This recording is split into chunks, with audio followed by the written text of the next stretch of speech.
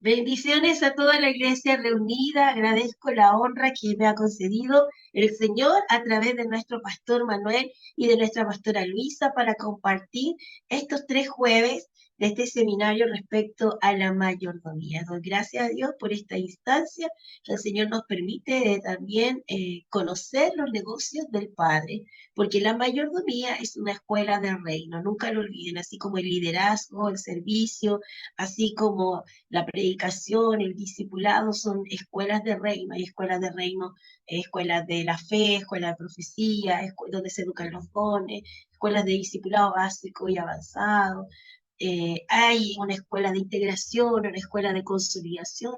Existen muchas escuelas de reino, pero una de esas escuelas es la mayordomía.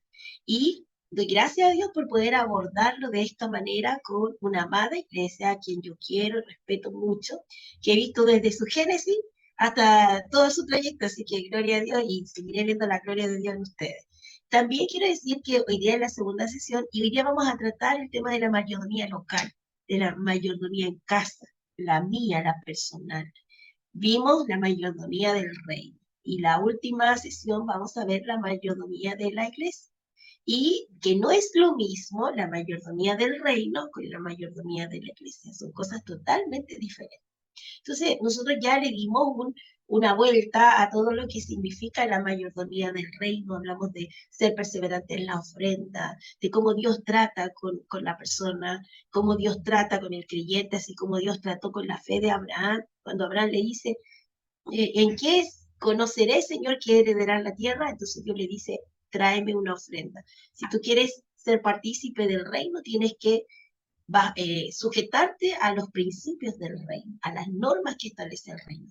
Jesús cuando era muy chiquitito le dijo a su madre, a María, cuando se perdió en el templo, que Jesús nunca andaba perdido. Los padres lo habían extraviado, pero Jesús nunca se perdió. Él estaba muy enfocado y direccionado en lo que estaba haciendo y le dijo a su mamá, ¿no sabes que en los negocios del Padre me conviene estar? Entonces Jesús tenía muy claro lo que significa los negocios del Padre y los negocios del Padre no son empresas, tiene que ver con estas escuelas de reino donde nosotros hacemos bien en estar y aprender. Hoy día vamos a hablar de la mayordomía local, de la mayordomía local. Quiero por favor mis queridos pastores, si abrimos pantalla, yo voy viendo mi PowerPoint y ustedes lo van a ir viendo con nuestros pastores muy queridos. Hoy día quiero invitarles, por favor, a que abran sus Biblias en el libro de Génesis, capítulo 21, versículos 17 al 19. Y también quiero pedir al pastor Manuel si puede buscar Lucas capítulo 14, versículo 28 al 30, y nuestra hermana Olguita muy bien preparada con su micrófono, con su lápiz, cuaderno. Por favor, hermana Olguita, ¿podría buscar Lucas 16:10? Y así hacemos la clase entre todos. Mayordomía, la mayordomía de la casa, la personal, la que tiene que ver con mi propia vida. Hoy día, con la ayuda del Señor, les voy a enseñar 7 principios financieros, que hay una diferencia entre finanzas y economía, pero yo les voy a enseñar 7 principios financieros que aparecen en la escritura. Abre los ojos a la realidad. Acompáñenme, por favor, también, mientras los siervos de Dios mantienen sus lecturas bíblicas marcadas. En en Génesis capítulo 21, versículos 17 al 19. Y dice así, en el nombre de nuestro Señor Jesucristo. Y oyó Dios la voz del muchacho. ¿La voz de quién? De Ismael, que lloraba porque su madre lo había dejado metido debajo de un arbusto. Están recorriendo el desierto, no hay agua, el muchacho desfallece y está muriendo. Muriendo porque la deshidratación que tenía y la falta de alimento no le daban la fuerza y la resistencia. Siendo un muchacho joven, entendemos que no tenía fuerza. Sin embargo, a Agar aún le quedaban muchas fuerzas. Y ella dijo, no voy a ver morir a este niño, no quiero ser parte de este cuadro tan triste, ver morir a mi hijo. Y ella se sentó al otro lado para no ver a su hijo morir. Y cuando el niño dice que fue dejado debajo del arbusto, dio un gran grito, una exclamación de desesperación. Y oyó Dios la voz del muchacho, y el ángel de Dios llamó a Agar desde el cielo. Aquí hay una intervención divina. Yo quiero que marque esto en su corazón y en sus ojos, sus oídos, porque vamos a pedirle a Dios que en medio de nuestras necesidades personales, Dios haga una intervención divina. Y dice que el ángel le habló desde el cielo y le dijo, ¿qué tienes, Agar? No temas, porque Dios ha oído la voz del muchacho en donde está. Dios está en todo lugar. Dios conoce nuestras necesidades. Dios sabe en las cosas que nosotros tenemos, debilidades, necesidades. Él lo conoce todo. Y aquí, una de las cosas que este pequeño versículo nos habla de la omnipresencia de Dios. Dios está en todo lugar. Dice, Dios ha oído la voz del muchacho en donde está. Tal vez estaba el niño apartado y alguien diría, bueno, Dios no lo escuchó, pero sí, Dios lo oyó. Y aquí habla del principio de la omnipresencia, que Dios está en todo lugar. Y también que Dios tiene cuidado de nuestras necesidades. Levántate. Este levántate es toma una acción, toma una decisión. Sal de la pasividad. Y hoy día, para enfrentar el tema de las deudas y el tema de la mayoría local, nosotros tenemos que tomar decisiones. Va a partir este estudio con esta parte de levántate, toma una actitud y vamos a terminar con la toma de decisiones. Levántate, alza al muchacho, decirlo, levántalo y sosténlo con tu mano. Y aquí esto es muy importante, amados en el Señor, porque ella tiene que haber estado muy fatigada, ella tiene que haber estado muy angustiada, tal vez temblorosa a causa de la falta de agua, de alimento, pero aquí Dios le da una orden y es, levántate y le dice, no tan solo toma tú una decisión, sal de la pasividad y vuélvete una mujer de activación, le habló, activación, le dice, alza al muchacho, levántalo, y sosténlo con tu mano. Y aquí diríamos nosotros, ¿cómo ella, si no tiene fuerza, lo va a sostener? Y es aquí donde vemos la grandeza de Dios. Hace un tiempo atrás mostraban en un programa de televisión un coche que chocó un auto y uno de los niños quedó entre medio de los fierros de un vehículo de carga. Y la madre, en su desesperación, levantó el camión y nadie se explica cómo lo hizo, solo que ella, en su desesperación por sacar al niño, levantó el camión. Tal vez no lo levantó lo suficiente, pero el accionar de levantar el camión hizo que le salvara la vida a su hijo. La desesperación, la angustia nos hace cometer errores. Cuando tomamos decisiones bajo presión y bajo la ignorancia, bajo un estrés, bajo la rabia, tomamos malas decisiones. Pero así como la desesperación nos hace tomar malas decisiones, las situaciones críticas nos deben también llevar a tomar la decisión correcta. Las crisis justamente son para esto. No solo para mostrar lo que tenemos dentro, sino también para mostrar de lo que estamos hechos. Y por eso Dios permite estas crisis.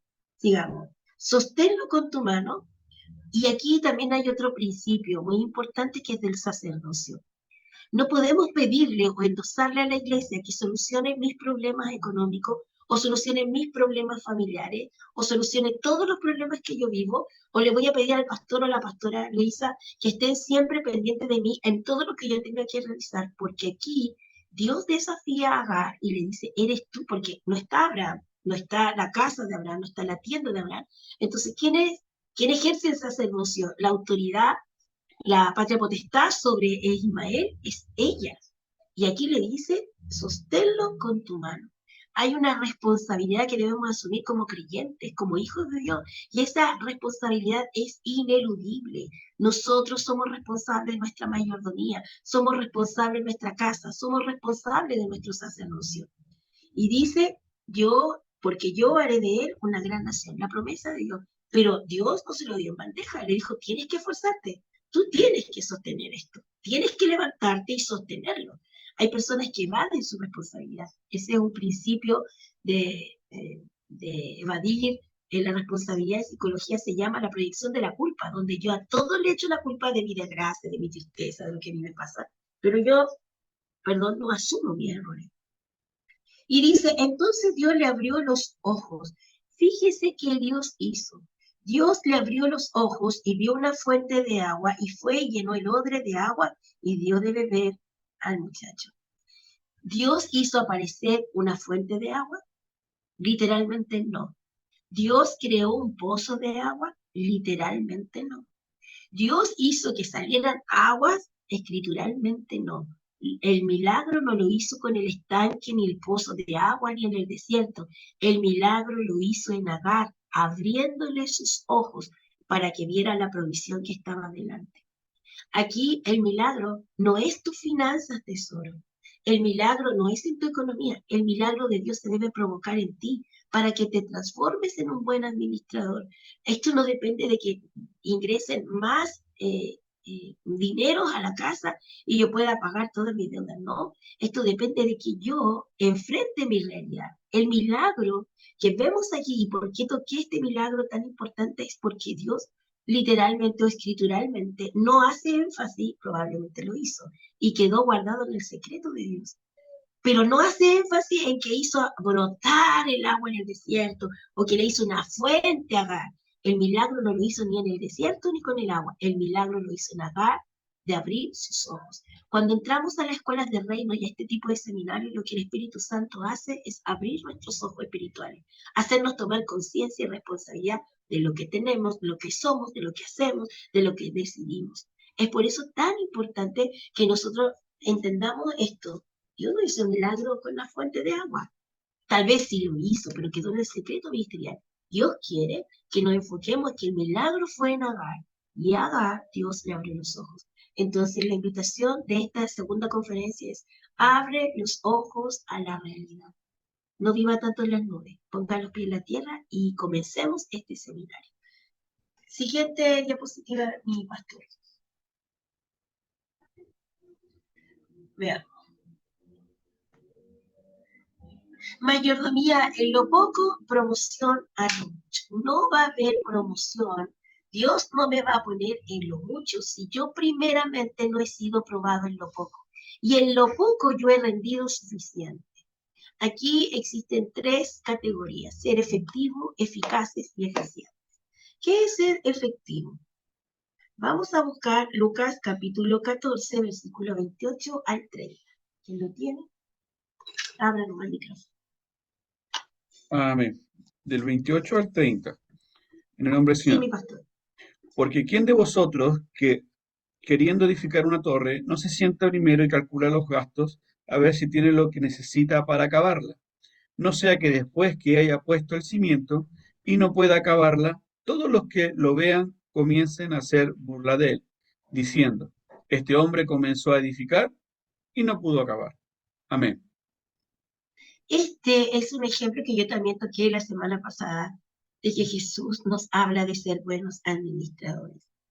Aquí les dije que habían tres principios importantes. No están las diapositivas, así que lo pueden anotar. Ser efectivos, eficaces y eficientes. ¿Qué es ser efectivo?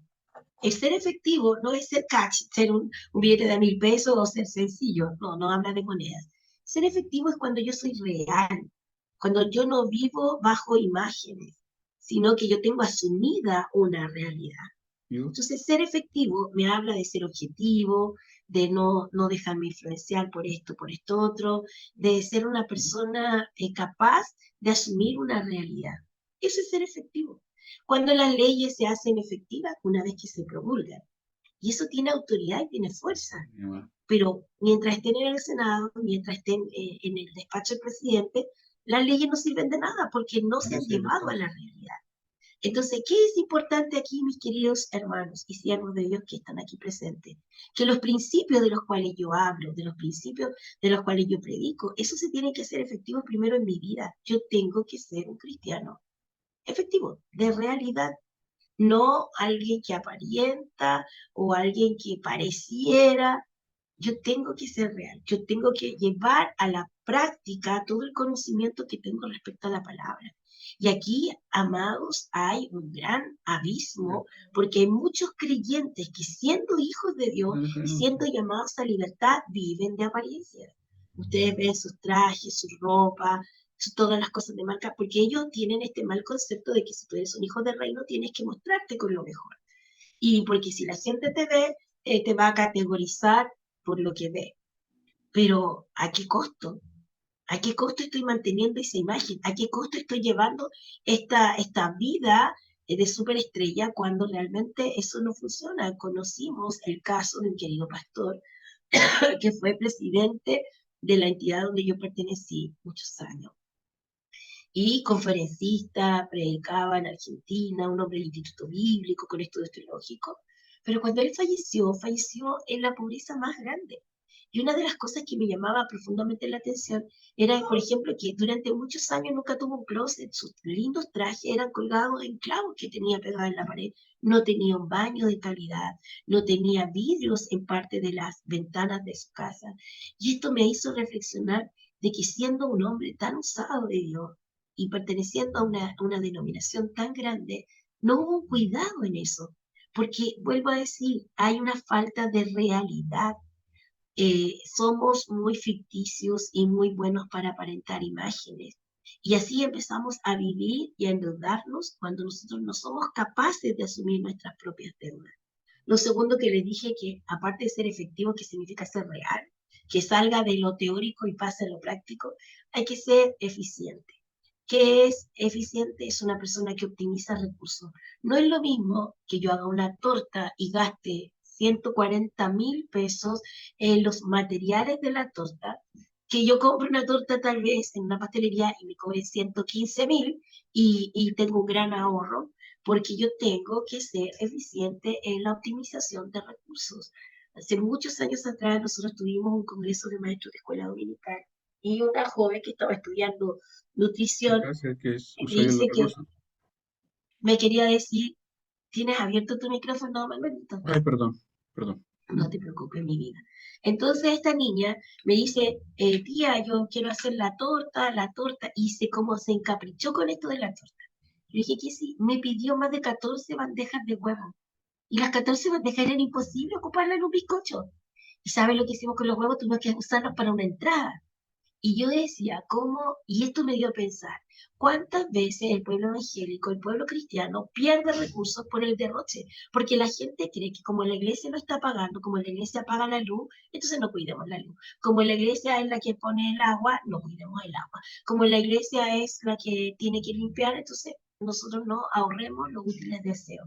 Como la iglesia es la que sustenta todo, eh, un ejemplo, un pastor querido me hablaba y me decía que él no era honrado en su iglesia y que cuando la gente venía a traer una bandeja de huevos era para que el pastor se la comprara.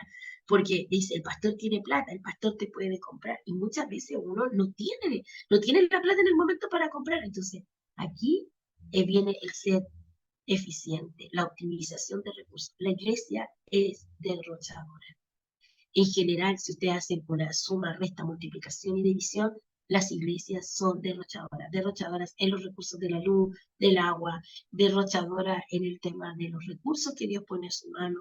La iglesia no cuida los recursos de Dios. ¿Por qué? Porque se ha perdido este temor y se cree que la iglesia es casi una institución de beneficencia y eso no está correcto. Y por otro lado está la optimización de recursos y lo eficaz es obtener la meta. Yo quiero construir tal cosa, quiero hacer tal ampliación, yo voy a cumplir, voy a trazar una meta, pero para esa meta yo tengo que optimizar recursos. No es lo mismo que una persona está construyendo una ampliación, dos personas están construyendo ampliaciones en su casa y uno gastó, eh, por decir algo, 40 millones de pesos en la ampliación y el otro hizo la misma ampliación y gastó 38 millones. Alguien dirá, sí, pero son 2 millones menos, pero hubo una optimización de recursos. Y para optimizar recursos yo tengo que medir. Hay gente que dice, no, es que yo lo compro en el líder, sí, pero lo que gasta en locomoción, en el taxi, en venirse, si uno se lo suma al costo de las cosas, no alcanza. ¿Por qué? Porque hubo un costo adicional. Es como cuando muchos chilenos iban a la Argentina a comprar mercadería, pero tenían que gastar en el pasaje, tenían que gastar en la aduana, un transporte que lo llevara para allá. Y entre suma, resta y multiplica y divide, los costos son iguales. La gente se deja deslumbrar por costos bajos, pero el asumir ese costo a veces tiene adicionales y de eso tenemos que tener cuidado.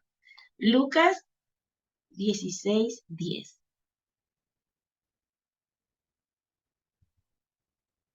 Amén. El que es fiel en lo muy poco, también en lo más es fiel. Y el que en lo muy poco es injusto, también en lo más es injusto. Muy bien, hermano Olguita, muy bien. Entonces tenemos que, en estos principios financieros tenemos que ser efectivos, eficaces y eficientes. Efectivos, asumir una realidad. Eficientes, optimización de recursos. Y eficaces, debemos alcanzar las metas. Pero muchas veces hay gente que es muy eficaz, alcanza metas, pero realmente no es eficiente porque los recursos se malogran, se malgastan, eh, es como derrochan para alcanzar una meta y un fin, un fin. Y esto no, tienen que ir los tres de la mano. Y aquí el Señor hablaba a través de la palabra que leía nuestro pastor, que nadie se pone a construir una torre si no se sienta primero y empieza a calcular cuánto va a necesitar, cuánto tiempo va a incurrir, qué es lo que necesita, porque dice, no sea que empieza a construir y en mitad del camino se dé cuenta que está perdido, que no tiene los recursos. Nuestra hermana Olguita leía este versículo maravilloso que habla de el que es, bueno, voy a leer otra versión, el que es honrado en lo poco también lo será en lo mucho, y el que no es íntegro en lo poco tampoco lo será en lo mucho. Cuando nosotros tenemos problemas económicos perdemos la integridad, y eso es fuerte. Cuando nosotros tenemos un descontrol en la economía perdemos la integridad de parte de Dios, porque para que ustedes sepan, las finanzas son un indicador de nuestro carácter y de lo que Dios ha logrado transformar en nosotros. Aquí hay una motivación que debe ser purificada, por eso Dios toca tantas veces, hay más de 1600 versículos que hablan sobre la finanza, pero por eso Dios toca tanto el tema del dinero en la Biblia, no porque quiera sacarle plata a la gente, sino porque quiere ordenar a esas personas. Entonces, cuando tú tienes deudas, cuando tú arrastras deudas, aquí tú tienes un problema de integridad, de falta de integridad delante de Dios y por eso se pierde la autoridad. Estos principios que voy a compartir con ustedes tienen por finalidad hablar del gobierno, del cuidado y de la administración con responsabilidad de los recursos que Dios nos ha dado. Gobierno, el dinero, las deudas no me deben gobernar a mí, soy yo quien debe gobernar el dinero. Yo debo cuidar los recursos que tengo y saber distribuirlos, eso es el arte de administrar. Y esto se ejerce con responsabilidad, porque muchas personas nos ha pasado a nosotros que muchas personas se casaron y arrastraron tantas deudas que no lograron sobrellevarlas. Y uno dice, pero ¿por qué se casó si tenía tantas deudas? Y esto fue un tema que ha hecho que muchos matrimonios no funcionen y se terminen quebrando. Hay otra gente que se casa y no se pone de acuerdo en el tema de las finanzas. Y ahí viene otro ventarrón que socava la casa y empieza a darle con ímpetu y la casa se desmorona. Y hay otro caso que como ellos no se pusieron de acuerdo o asumieron deuda, toman malas decisiones estando casados y invierten en cosas que no tienen valor, que no son tan importantes. Lo vamos a ver aquí en el orden de la organización y la planificación. Así que cuando yo asumo una administración, una mayordomía, tengo que entender que yo tengo que gobernar las finanzas. Dios bendiga a nuestra hermana Paula de Copiapó, la Iglesia Piedra Viva, presente ahora y siempre. Saludos para el norte de ella. Tenemos que aprender a gobernar, a cuidar y a administrar con responsabilidad los recursos que nuestro Padre coloca en nuestras manos. Sigamos con la próxima presentación. Aquí, principio. Dios es dueño de todo. Dios es el dueño absolutamente de todo. Es aquí donde Dios comienza a trabajar en mi carácter, en su transformación en mi vida. Cuando yo hablo de mi casa, hablo de mi auto, hablo de mi trabajo, y se da cuenta que nadie dice la casa que Dios me dio, el auto que Dios me dio, el trabajo que por la gracia de Dios Él me ha dado. Todo es mío, yo lo obtuve, yo lo hice, yo me lo gané con esfuerzo. Hay cosas que están intrínsecas en nuestro vocabulario. Les voy a poner un ejemplo súper práctico. ¿Han escuchado esa frase que dice, hermano, el respeto se gana? ¿Han escuchado esa frase? ¿Que el respeto se gana? ¿Realmente el respeto se gana? No. El respeto nunca se ha ganado. Voy a poner un ejemplo. Ustedes van en la micro y sube una señora abuelita que apenas puede subirse con sus piernas cansadas, con bastón, y nadie le da el asiento, pero usted decide darle el asiento. La abuelita, ¿se ganó el respeto suyo? No hizo nada.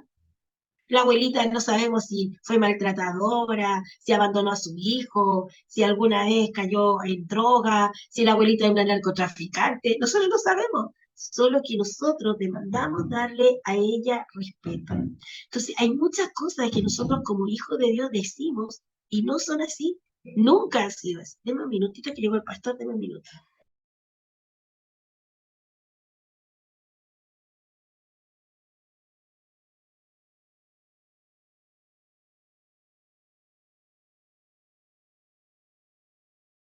Vuelvo a poner otro ejemplo. Suponiendo que, no sé, pues, hay un mendigo en la calle y hay un grupo de jóvenes estudiantes que pasan y lo agreden. Y usted viene y como que es solidario con ese indigente. ¿El indigente se ganó su respeto?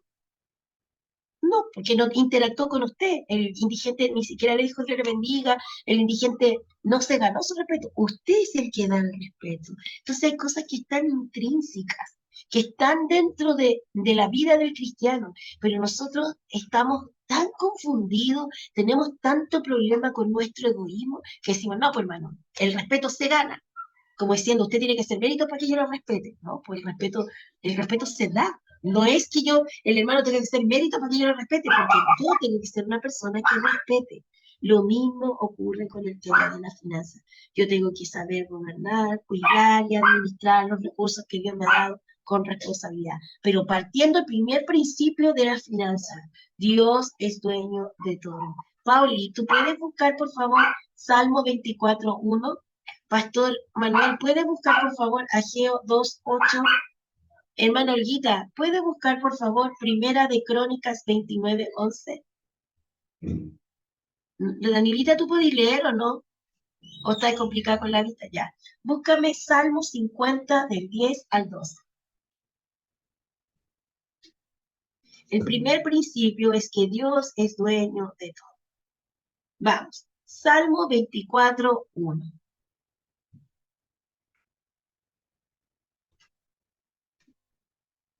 Ahí sí. De Jehová es la tierra y su plenitud, el mundo y los que en él habitan, porque él la fundó sobre los mares y la afirmó sobre los ríos. Gracias, Pauli. De Jehová es la tierra y su plenitud, el mundo y los que en él habitan. ¿Hay algo que nos pertenezca a nosotros? Todo es de él. Ageo 2:8.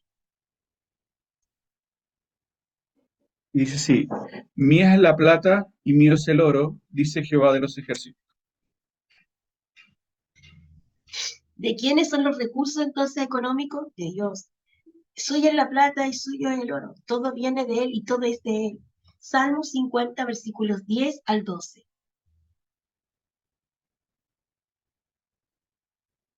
La Danielita. Amén. Porque mía es toda bestia del bosque y los millares de animales de los collados. Conozco a todas las aves de los montes y todo lo que se mueve en los campos me pertenece. Si yo tuviese hambre, no te lo diría a ti, porque mío es el mundo y su plenitud. Gracias, Daniela. Primer libro de Crónicas, capítulo 29, versículo 11.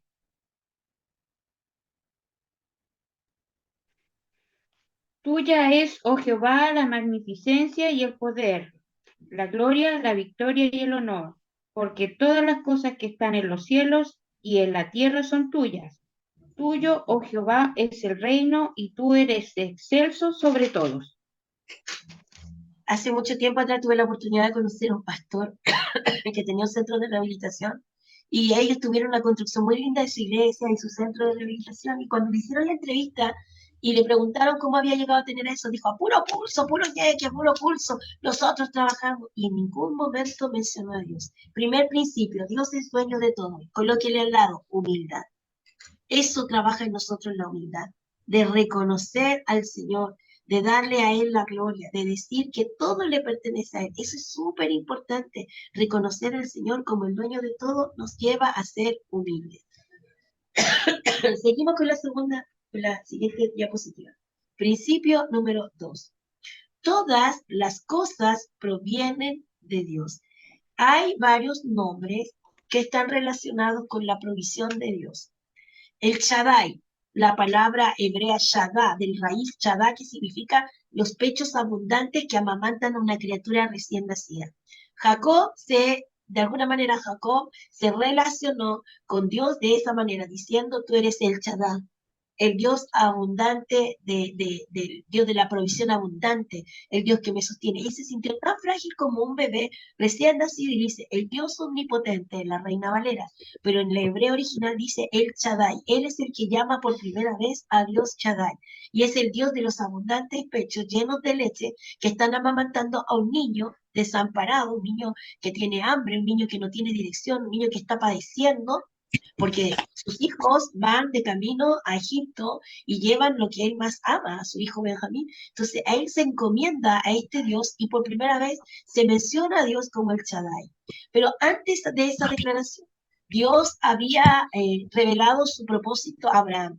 Y Abraham tiene otro encuentro con Dios, pero ya no es el Dios de los pechos abundantes, de la leche para amamantar al niño desamparado. Ahora es totalmente diferente, ahora es otra cosa. Ahora es para Abraham el Dios Jehová Jireh, el que provee para él, el Dios que trae la provisión para su vida, el Dios que trae la semilla para su vida. Entonces Dios es el Dios de Abraham como el Jireh y de Jacob como el Dios del Shaddai. Pero existe también otra forma de creer en este Dios de provisión. Y lo dijo David en el Salmo 23, Jehová es mi pastor y nada me faltará. Aquí ya no es el Dios de los abundantes pechos, que me amamanta como un niño necesitado. Ya no es el Dios que provee una semilla cuando yo necesito provisión y se provee para él. Aquí David encierra todo el concepto diciendo, tú eres mi pastor y tienes cuidado de mí, y contigo nada me falta. Hay una versión del mismo Salmo 23 que dice, puesto que el Señor es mi pastor, tengo todo lo que necesito. Hay una versión de la Biblia al día que dice, el Señor es mi pastor, nada me falta, en tiempo presente. Tres hombres con tres realidades de Dios distintas, pero los tres se enfocaron en una provisión de Dios, pero los tres tenían que ver con provisiones de manera a sus necesidades. Entonces, todas las cosas provienen de Dios y Dios quiere tratar con el corazón del creyente en este principio número 2, coloque al lado. El primero era humildad y todas las cosas provienen de Dios. Segundo, dependencia.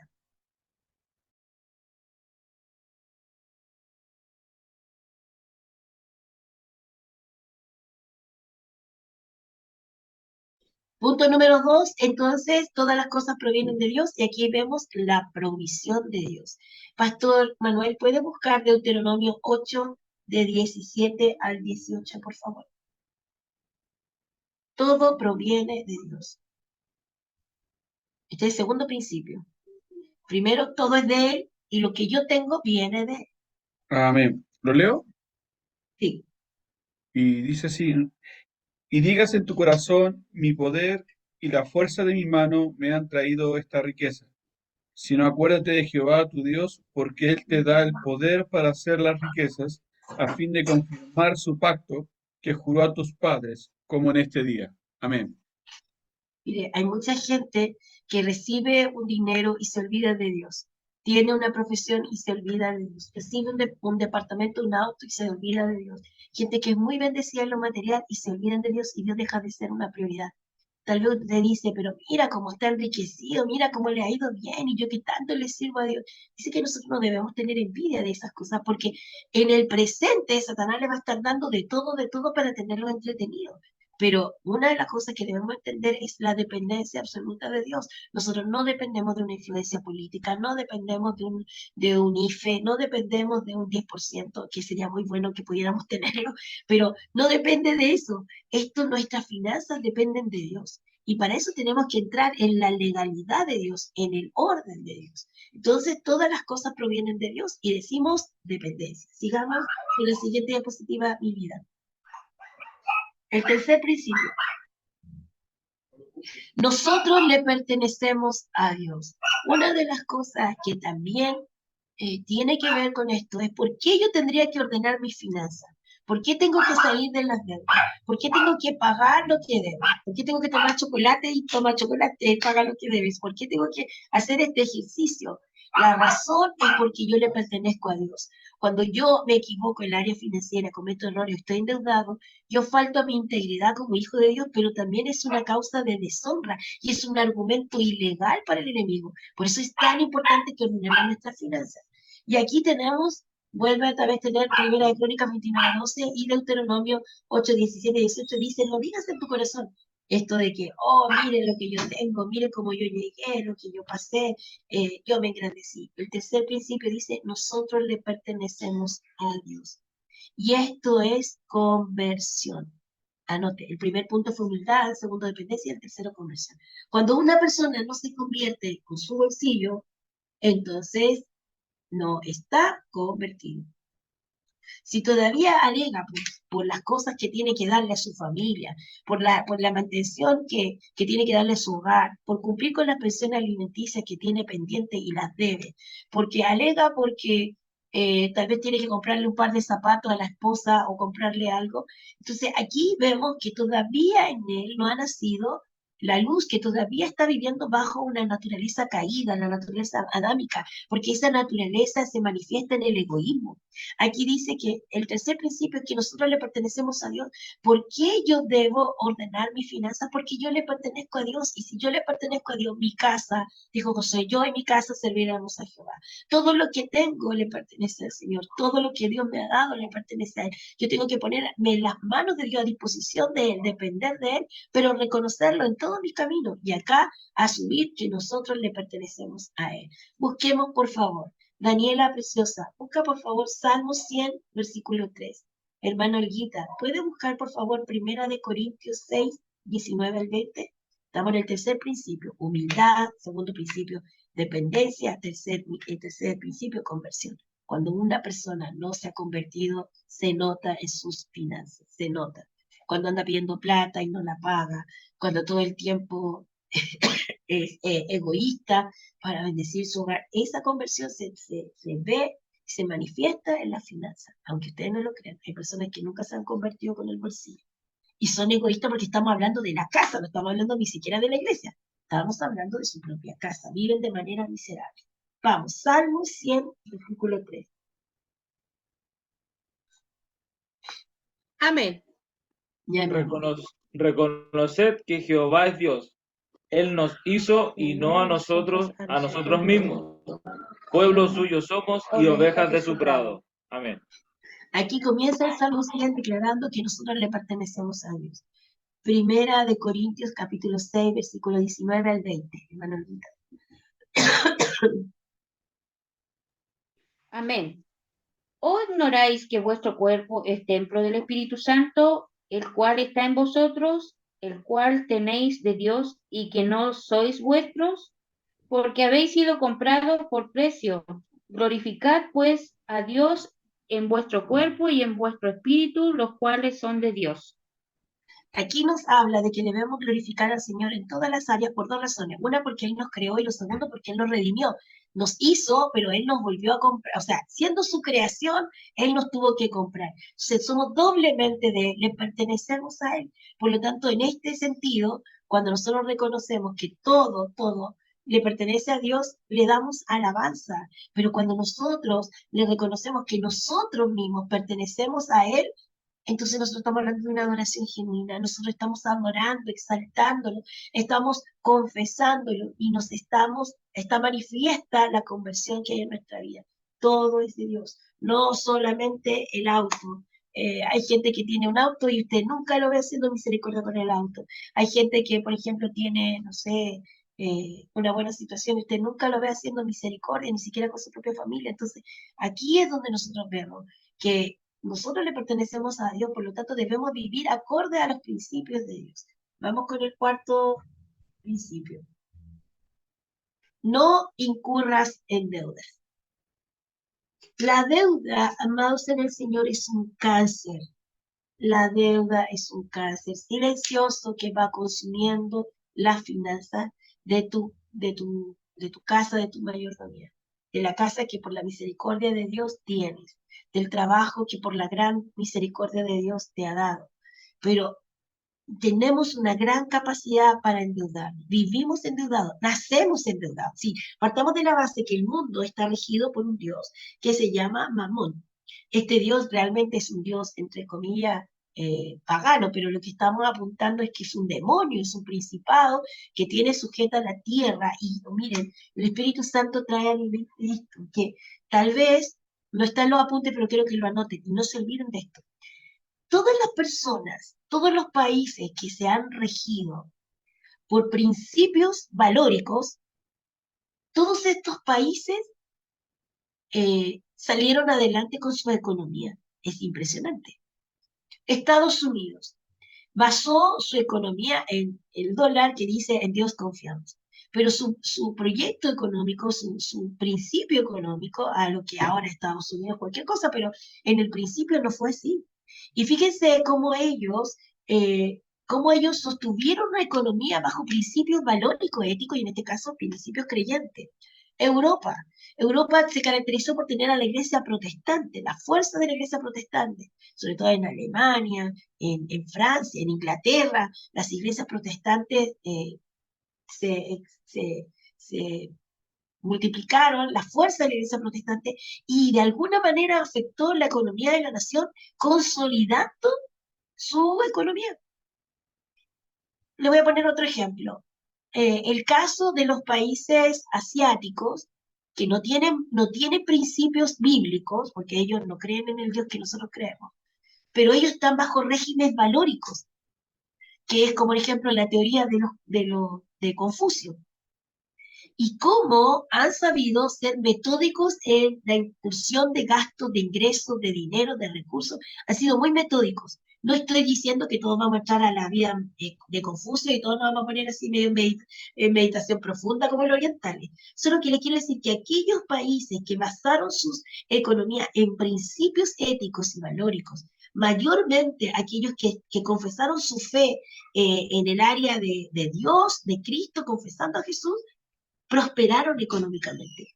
Chile es lo que es gracias al aporte de las iglesias protestantes que vinieron de Europa. El primer ferrocarril, el primer telégrafo, el Museo de Historia Nacional, la inclusión del sistema lancasteriano en la educación pública, el levantamiento de las lecherías en el sur de Colún y Calo, todo eso fueron aportes de la iglesia evangélica protestante.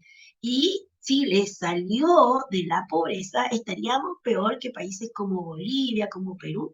Chile tiene una economía sólida, pese a todos los problemas que ha tenido Chile, políticos, religiosos, civiles, pero porque hubo una influencia de la iglesia sobre el territorio. Pero los países que han negado al Señor, los países que han negado la eficacia del Evangelio, son los países más corruptos y los países en extrema pobreza. Ejemplo, Haití. Ejemplo, la India. Ejemplo, Latinoamérica. Hay mucha pobreza. ¿A causa de qué? De que la gente dejó, por ejemplo, se cree que uno de los continentes con más deuda es Latinoamérica. Latinoamérica está totalmente endeudada. Pero ¿por qué se generaron todas estas cosas? Porque dejaron a Dios de lado. Y aquí la palabra del Señor dice, no incurras en deuda. Vamos a ver, Romanos 13:8, Daniela, Pastor, Proverbios 22:7 y Lucas capítulo 12, versículo 15, hermana Paula. Hermana Carito, ¿puede buscar usted? ¿Sí? Mateo 6:33. ¿Me repite, pastora, No, por favor? al tiro voy. Romanos 13:8. ¿A quién le di Romanos 13:8? A la Danielita. Proverbios 22:7. ¿A quién se lo di? A my pastor. Lucas 12:15. A la Pauli parece que fue. Lucas 12:15.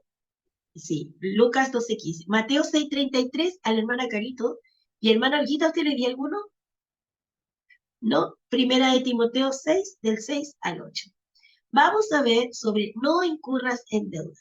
Esto es lo que desestabiliza a una familia, un matrimonio, la economía, a los hijos, que lo vimos también la semana pasada, cuando se llevaron los acreedores a los hijos de este siervo de Dios, porque era un hombre temeroso, pero tenía una vida totalmente complicada con las deudas. Vamos, Romanos 13:8. No debáis a nadie nada, sino el amaros unos a otros, porque el que ama al prójimo ha cumplido la ley. Aquí nos habla de lo importante de la legalidad. No incurras en deudas, es un principio de legalidad. Pero nacemos endeudados, se lo dije. Uno nace y ya tiene cuentas que pagar. Empieza el mes y ya debe agua, debe luz, el plan de internet, el plan de telefonía, debe la escolaridad del niño, el pago del furgón, porque son deudas anticipadas. Entonces, o sea, recién estoy terminando un mes y ya estoy endeudada porque empiezan a llegar inmediatamente los avisos de cobro. Y más encima, las cuentas de consumo básico van desfasadas. Entonces, por más que ahorres, siempre va a haber una deuda. ¿Por qué? Porque hay un consumo básico. Aparte, esto sinvergüenza no tiene con un consumo básico. Aunque usted no lo ocupe, va a tener que pagar ese consumo básico. Entonces, si vivimos ya con deuda, ¿qué dice el Señor respecto a eso? No te endeudes. La idea de Dios es que no te endeudes. Pero como sabe que estamos regidos bajo un mundo pecador, caído de la gracia de Dios, bajo una naturaleza adámica, una naturaleza caída, aquí hay un demonio principado en el mundo que se llama Mamón. Y es el que gobierna en la finanza y hace que la gente se endeude. Y que la gente se bloquee por el tema de la economía. Lo vamos a ver más adelante. Entonces, ¿por qué Dios quiere que salgamos de las deudas? Porque no quiere que seas esclavo de Mamón. Cuando a Jesús le colocan la plata a Judas Iscariote de la vida de Jesús, Mamón estaba detrás de eso. Y Mamón quiso ponerle precio a la gracia, quiso ponerle precio a la salvación, porque él todo lo cuantifica. Pero sin embargo no es así. Las matemáticas de Dios no son las de Mamón.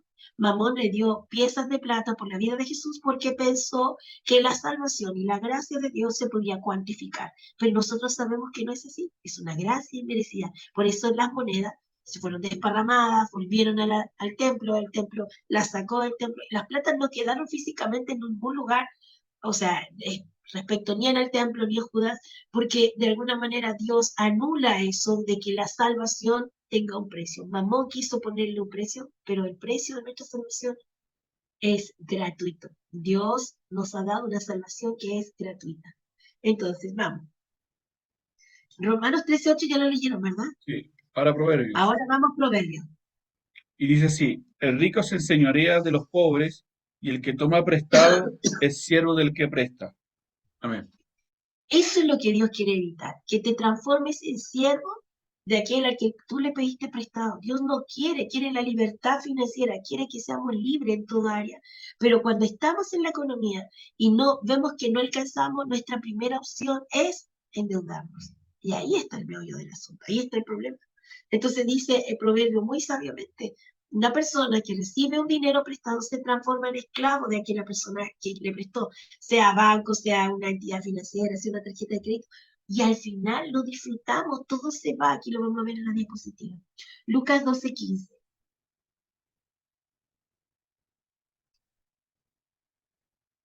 Amén. Y les dijo, mirad y guardaos de toda avaricia, porque la vida del hombre no consiste en la abundancia de los bienes que posee. Muy bien. Una de las cosas que nos lleva a endeudarnos, a encalillarnos, como decía la abuelita, es la avaricia, el querer tener más, el querer mejorar cosas que, aquí lo vamos a ver en la plantilla, no son necesarias. Serán importantes, pero no necesarias, y tampoco son urgentes. Entonces, como no sabemos discernir y estamos totalmente bloqueados como hogar, no vemos que Dios nos ha dado una fuente de recursos y que debemos saber administrarla, pero no la vemos porque estamos bloqueados. Vamos con Mateo 6:33.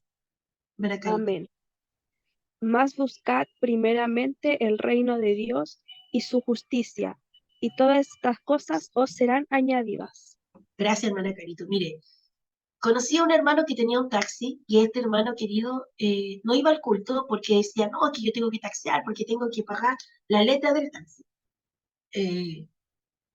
Pero no iba al culto porque a esa hora tomaba pasajeros de Santiago Centro, tenía que movilizarse, entonces no pagaba, él no pasaba en la iglesia porque tenía que taxiar.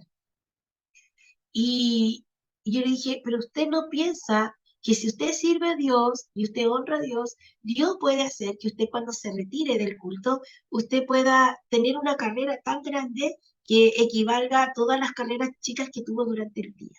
Y me dijo, no, Anita, lo que pasa es que yo tengo que pagar el auto, y ir a la iglesia significa que no trabajo, y mi esposa, y tendría que llevarla, y lentamente empezó a dejar a la esposa en la casa, a los hijos en la casa. Al final nadie empezó a seguir al Señor y hasta el día de hoy nadie sirve al Señor. Pero en este trayecto le robaron el taxi, le pegaron, lo metieron adentro de la cajuela, lo tiraron. En otra oportunidad, recién venía saliendo de eso y lamentablemente el taxi se quemó. Y yo aprendí con esto que generalmente las personas se desesperan y toman decisiones alocada, y lo primero que hacen es dejar al Señor de lado. Tengo una vecina que tenía un negocio, y ella decía, ¿va a ir a la iglesia? Hubo un tiempo que no iba a la iglesia, ahora sí está yendo, gracias a Dios. No sé qué tan comprometida, pero sé que está yendo a la iglesia. Y al principio no iba, y decía, no, porque hasta ahora me vienen a comprar las colaciones de los niños para la escuela, entonces yo tengo que tener abierto. Entonces yo, a esta hora, yo tengo que tener abierto, y si voy a la iglesia, pierdo de vender. ¿Qué pasó? Que hubo un momento que nadie le venía a comprar. Y un día que yo bajé a comprarle parece un jugo, me dijo, esta es la única compra que he tenido durante todo el día. Y yo le dije, ¿sabe a qué se debe esto? A que usted dice, yo voy a tener abierto y no voy a la iglesia porque yo no quiero perder de vender, porque con esta plata compro, o sea, la gente me compra las colaciones y con esto me doy vuelta. Y yo dije, no, no es así. Si usted honra al Señor, sus clientes la van a esperar a la hora que vuelva y van a decir, no, esta hermana está en la iglesia, así que nosotros vamos a esperar que ella abra para comprarle. Si usted tiene una clientela fiel, la clientela la va a esperar. Ustedes miran acá, hay un negocio que es de los testigos de Jehová. Ellos no abren el día lunes, y no es porque están cansados, andan predicando la palabra y llevando la atalaya. ¿Por qué no? No, porque para ellos eso es intransable. Nosotros hemos transado todo, las horas, todo, y se nos olvida que tenemos que ejercer una sana mayordomía en nuestra casa, y esto tiene que ver con sacar la ambición de nuestro corazón. Primera de Timoteo 6, del 6 al 8. Amén. Pero gran ganancia es la piedad acompañada de contentamiento, porque nada hemos traído a este mundo y sin duda nada podremos sacar. Así que, teniendo sustento y abrigo, estemos contentos con esto. Una de las cosas que está en este principio número 4 es, anótelo, contentamiento. Uno de los principios, contentamiento. Esto no significa que usted no va a tener el deseo de surgir o el anhelo de darle algo mejor a su hijo, el día de mañana tener algo mejor para ellos. Puede tenerlo, y eso es sano y es bueno. No siempre vamos a estar viviendo en un departamento social, si es que nuestras aspiraciones son más. No digo ambiciones, porque no debe haber la ambición en nuestro corazón. Pero aquí el apóstol Pablo dice contentamiento. Hay gente que nunca para, porque nunca está contenta con lo que tiene. Siempre quiere más. Un televisor. Fíjese que son cosas necesarias, pero para el mundial mucha gente cambió los televisores porque querían tener un mejor televisor para el mundial. ¿Cuánta gente se ha endeudado con el asunto de los conciertos? Compran entrada y todavía la están pagando. Y el tipo ya se fue, está lejos y ya se fue. Pero la gente sigue pagando la entrada. Cuando llegó Frozen a Chile, el Disney on Ice, hermano, las entradas eran sumamente caras. Pero ahí tenía mucha gente de la iglesia que yo conocí, que vivía en el legado, que era como el apa de sus padres. Hermano, Olguita, tiene abierto el micrófono. Perdón. Hermano, no se preocupe, mi hermano. Y estaban los hermanos de, por ejemplo, uno veía en las redes sociales, aquí estoy en Disney on Ice, aquí estamos, y sacándose fotos y todo. Y está bien si lo quieren promover, pero vivían el 3 y el 4, vivían de allegado, vivían sacándole y estrujándole los pulmones a los papás, y estaban metidos ahí. Y uno dice, bueno, ¿qué hay aquí? La ambición, el deseo de querer mostrar, de querer tener más, de querer viralizarse, visibilizarse, de querer salir del anonimato y mostrar algo que no es real. Sigamos, con el principio número 4 hablamos del contentamiento. ¿Usted está contento con lo que tiene? Yo puedo decir, estoy disconforme porque yo quisiera tener más. Yo estoy disconforme porque me hubiera gustado haber aprovechado mejor mi juventud. Estoy disconforme por esto y todo. Y está en su justo derecho de una disconformidad. Pero eso no permita que se transforme en desánimo, ni tampoco en desaliento. Disconforme con uno mismo, sí, pero no permita que eso se transforme en un desánimo tan grande que usted no quiera nada con la vida. El desánimo viene de parte de Satanás, el maligno.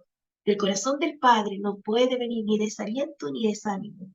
Por lo tanto, uno dice, no, es que estoy disconforme, mire la casa que vivo. Entonces trabaje, esfuércese, sea ordenado, planifique. Pero, ojo, no todo viene de parte de Dios. Acuérdese que Dios también le dio una orden a dar. Sujeta al niño, sosténlo. O sea, hay cosas que nosotros tenemos que actuar. Y ese también es una prédica para los papás que tienen que mantener sujetos a sus hijos en ciertas situaciones. Porque muchas de las ilegalidades que están en las casas se deben a que hemos traído cosas que a Dios no le agradan en nuestro hogar. Muy interesante. En el año 1921 se juntaron en el Hotel de Chicago 9 de los hombres de negocios más expertos en ganar dinero. El primero fue el jefe del monopolio más grande, el segundo el especulador más sobresaliente de Wall Street. Estos son los que dicen, finanza, tanta bolsa, invierte en esto. También estaba en esta reunión el presidente de la compañía independiente más grande de acero del país. Estaba el presidente de la compañía eléctrica más grande del país. Estaba el presidente de la compañía más grande de gasolina. Estaba el especulador de trigo más grande de Estados Unidos, que era lo mismo, que el tema del trigo es muy importante en Estados Unidos. Estaba el presidente de la Bolsa de Nueva York, estaba el presidente de la Banca Internacional de Liquidaciones, y estaba un miembro del gabinete presidencial. Aquí se juntaron estos 9 hombres más influyentes en las finanzas del mundo. Esto fue en 1923. 25 años más tarde.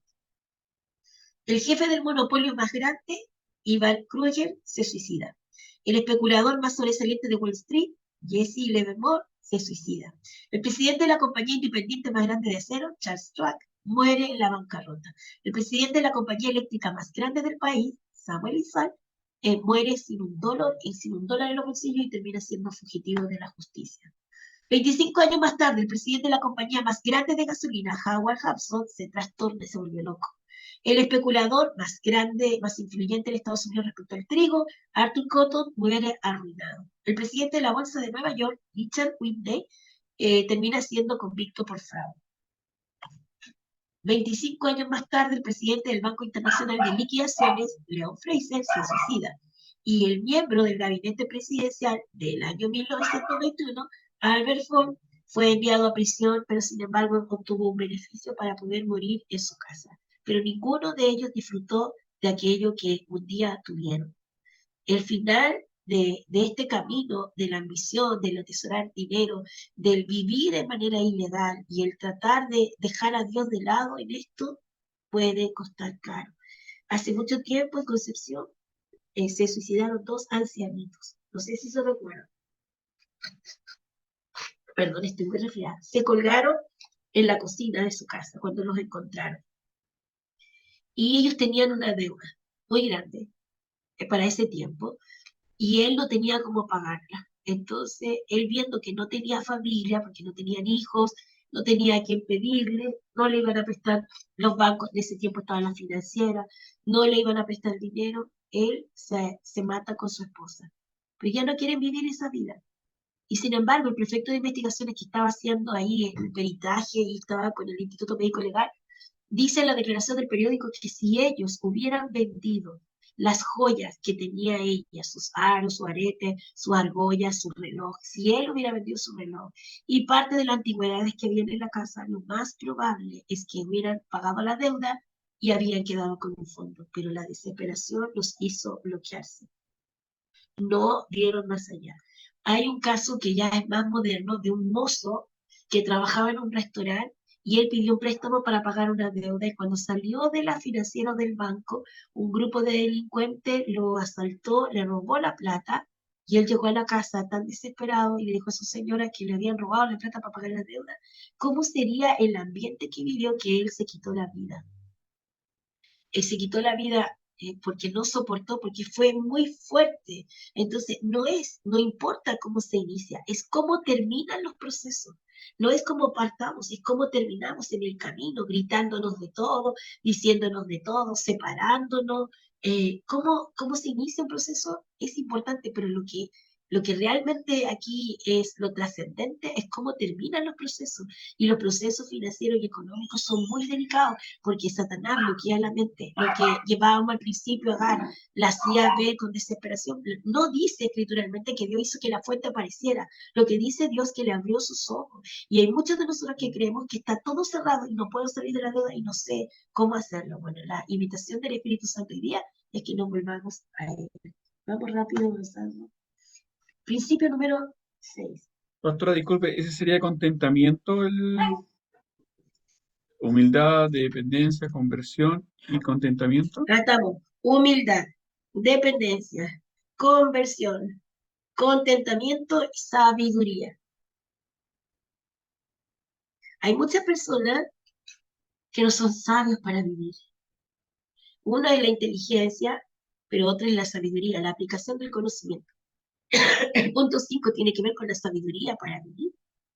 Hay gente que es muy buena liderando, es muy buena cantando, muy buena predicando, muy buena enseñando, pero en sus vidas personales no son sabios, no saben tomar decisiones. Entonces, aquí tenemos primero una humildad, la dependencia de Dios, convertirnos con todo nuestro corazón, aprender a estar contento en todos los procesos y vivir con sabiduría. De tal manera que el sabio, dice, el sabio edificó su casa sobre la roca. Yo tengo que construir cosas con fundamento. El caso, voy a volver al punto número 5, pero quiero hablar de alguien que no vivió con sabiduría. Cientos de personas cayeron en una estafa piramidal con la señora francesa que trajo a Chile el famoso receta de los quesos mágicos. ¿Se acuerdan? Yo conocí en el sur pastoras que llevaron a sus dorcas y como le reintegraron el dinero que ellas invirtieron para casar a otro, vendieron propiedades, vendieron autos. Hay un pastor que vendió hasta los caballos que tenía, porque él pensó que todo se multiplicaba, no era al 200, no era al 100%, sino al 200%. Entonces, claro, mientras la estafa funcionaba, traían y acaparaban recursos, y a la gente que iba invirtiendo le iban dando más plata para que esa persona trajera a otro. Pero llegó un momento que los quesos nunca fueron mágicos, nunca hubo una empresa de por medio, los quesos se estaban pudriendo en un galpón, y esta mujer se fue y se arrancó. Y uno pregunta y dice, ¿cómo es posible que caigan en estas cosas? Hoy están de mucha moda la sabiduría, la necesitamos frente a la estafa. No voy a decir quién, pero conozco una persona que conoció a una señora por internet, por las redes sociales, y esta persona empezó a pedirle dinero para venirse al país. Y él era muy ordenado en sus finanzas, pero se deslumbró con esta señora. Y esta señora le habló que quería venir a conocerlo, y ¿para qué vamos a llegar con más? Él le mandó el dinero para el pasaje. Fue al aeropuerto a esperarla y resulta que la señora no llegó y le dijo que su tío lo habían secuestrado y el dinero que él le había mandado lo había usado para pagar el secuestro. Bueno, él siguió porque estaba muy ilusionado, yo creo que estaba muy encantilado con ella, y sin tenerla cerca, sin tomarle la mano, sin saber realmente quién era, le vuelve a hacer una remesa para traerla por segunda vez. Y en esto dice que su madre cae en el hospital, que ella se cambió de distrito, que estaba en otro lugar, está en la colombiana, y ella dice, pero sin discriminar a los colombianos, porque no todos son iguales, hay hermanos en Cristo que son colombianos y grandes siervos de Dios, pero también hay de toda la Viña del Señor, como también hay chilenos que son muy buenos los estafadores de las cárceles. Y ella le volvió a decir, y él volvió a mandarle una tercera remesa, y ya iba en más de 5 millones de pesos. Cuando nosotros hablamos no tenía ni siquiera plata para comprar el pan. Y aquí ustedes ven la falta de sabiduría, la falta de sabiduría. Hay hermanas que cuando, no, es que mi mamá, que mi hermana, que me pidió un préstamo, y le saco de mi casa para darle, y dice, no, pero es que mi mamá, pero yo tengo que repartir las cosas con sabiduría, no sea que desvistiendo un santo, desvisto a un santo para vestir a otro. Entonces, por eso es tan importante en el principio número 5, que actuemos bajo sabiduría, saber hasta dónde puedo llegar, hasta dónde no, cuándo yo tengo que actuar, cuándo no. Hay gente que es muy buena para manipular y va a venir aquí al oído y a pedirte, y uno tiene que saber resistir y decir no. Y dar sabiduría, dar consejos sabios, eso es muy importante. Vamos con el número 6. La pregunta es, ¿a dónde se me fue la plata? ¿A dónde se fue el dinero? ¿O el dinero fue enviado donde debía ir? Una cosa es cuando yo digo, se me fue la plata, ¿y en qué se te fue? No sé. El marido le dice a la esposa, ¿pero en qué gastaste la plata? Es que no sé. Pagué las cosas, ¿pero en dónde? No. Los hijos de Dios no se desesperan en esto. Los hijos de Dios dicen, el dinero fue enviado donde debía ir. ¿Y dónde debe ir nuestro dinero? Debemos dejar siempre un porcentaje, en el principio número 6. Pero un cachito que se me perdió. Tenemos que tener siempre un porcentaje, aunque no tengamos para la provisión del día, pero hay un dinero que se tiene que guardar para emergencia. Eso no se toca, eso se aparta. Aparte, estamos hablando de la finanza en casa, no de las del reino, de lo que le pertenece a ellos. Pero ahí voy a pasar el dato. Cuando usted recibe su finanza, sus recursos, lo primero que tiene que hacer, usted es apartar lo que le pertenece a Dios, porque Dios dijo que Él iba a multiplicar. Si usted deja a Dios a último momento, Dios no tiene que multiplicar porque no le ha dejado nada, le dejó solo lo que le pertenecía. Pero cuando yo le doy a él primero, él se encarga de multiplicar lo que me queda. Eso es el principio. Por eso le damos a Dios primero, Dios en primer lugar. Pero eso tiene que ver con las finanzas del rey. Pero aquí, en la casa, yo debo tener siempre destinado un dinero de emergencia. Siempre. Y ese dinero enseñarle a los hijos que no se toca. Hijo, esto es por si tengo que llevar al hospital, esperamos del Señor que nunca ocurra. Esto es porque si se te quiebra un lente, tenemos una provisión. Siempre tengo que tener un dinero de emergencia. Muy importante. Mantener efectivo. Sobre todo en un país como Chile, que es sísmico. Muy importante, mantener los vehículos con benzina. No se confía diciendo, no, mañana los lleno. No, siempre los vehículos se guardan con benzina por cualquier cosa, aunque sea lo mínimo, porque puede venir un terremoto como el 27 de F, que vino de noche y no había cómo sacar combustible, no había efectivo porque los bancos no estaban funcionando, no había redes. Entonces, muy importante. ¿Qué provisión usted tiene para la emergencia? ¿Tiene conserva en su casa? Yo siempre decía, guarde vela y guarde fósforo. Sí, pero a veces las velas no sirven porque hay escape y fugas de gas, entonces hay que tener una linterna. ¿La linterna tiene pila? Porque digo, tengo la linterna, pero no tiene pila. Tengo un bolso, tengo un plan de contingencia diciéndole a mi esposo, mira, si tal cosa pasa, en tal lugar nos vamos a encontrar, o tal cosa, otra cosa. ¿Usted ha notado alguna vez los teléfonos de emergencia en su casa en papel? Porque si los tiene en el celular, sin batería, no va a tener cómo comunicarse, cómo llamar. Pero los teléfonos públicos siguen funcionando. Entonces, anotado en una agenda escrita, los teléfonos más importantes, ¿quién tiene que llamar? Todo eso es un ítem de emergencia. Tengo emergencia, tengo una provisión para emergencia. Evite, aquí puse enviar, por favor, es evitar. Comprar con tarjetas de crédito, porque las tasas de las tarjetas de crédito son muy altas.